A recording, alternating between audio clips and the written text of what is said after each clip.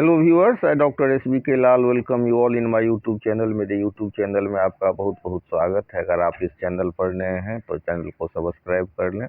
आज हम आपके लिए लेकर के आए हैं मछली का कांटा जब गला में चुभ जाता है तो कौन सी होम्योपैथिक दवाई देनी चाहिए और क्या सब उपाय करना चाहिए, इसी पर यह है वीडियो को पूरा अंत तक देखें। इसमें मैंने पूरा लक्षण को समेटने की कोशिश की है। बहुत कष्टप्रद होता है जब कांटा मछली का कंकाल गला में घस जाता है तो दर्द करने लगता है और जलन भी हो सकता है।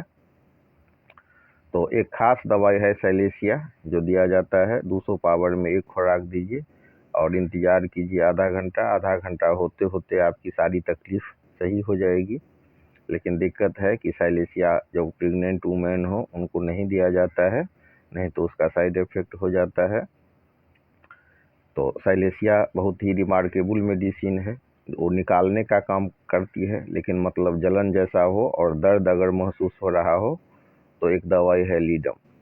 तो लीडम 30 पावर में देते हैं, 3 से 4 बूंद, और फिर देखते हैं कि आपका दर्द आराम हो जाएगा।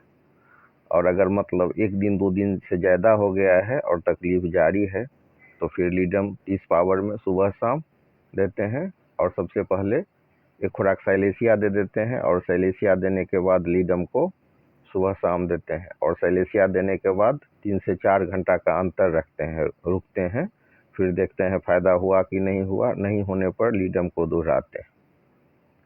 या बहुत अधिक तकलीफ़ है तो फिर आप सैलेसिया दे करके आधा घंटा रुक जाइए और लीडम को 1-1 घंटा के अंतर से 2-3 खुराक दीजिए, तो उससे बहुत अधिक फ़ायदा होता है। अगर 2-3 दिन हो गया है और तकलीफ़ जारी है तो फिर लीडम को सैलेसिया दे करके लीडम को 2 से 3 बार भर दिन में दीजिए। कम पावर में दीजिए, 30 पावर में, और 3 से 4 बूंद।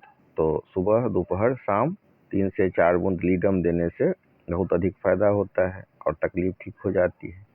लेकिन कभी कभी ये दवाई भी माकूल नहीं हो और फ़ायदा नहीं महसूस हो रहा हो तो उस कंडीशन में क्या करते हैं, तब फिर एक खुराक काली कार्ब देते हैं। लेकिन काली कार्ब का है कि उसको खाली पेट में नहीं देते हैं।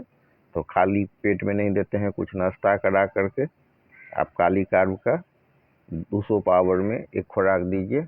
और बस काली कार्ब एक ऐसी दवा है जिसको बार बार नहीं दोहराते हैं और बहुत अधिक फ़ायदा होता है इससे। तो इंतज़ार करना है, रुकना है, एक खुराक लेकर के। हाँ, अगर बहुत कष्ट में है तो होम्योपैथी के हिसाब से अगर मतलब 5 मिनट के भीतर में आप उसको दोहरा सकते हैं, लेकिन बार बार दोहराने वाली दवा नहीं है।